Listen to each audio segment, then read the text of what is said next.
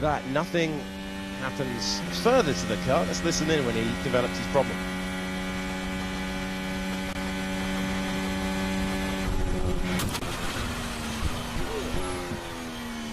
Wow. Stop the car, engine off is the command on the dashboard, but that car was going to stop itself either way. That seemed like a fairly catastrophic failure in the back of that Ferrari. Sam Collins mentioned how tough this. And main time lost is exit 1 and braking turn 7.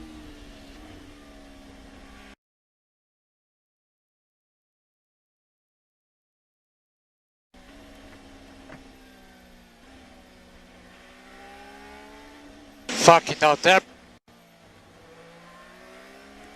debris everywhere. Tsunoda behind.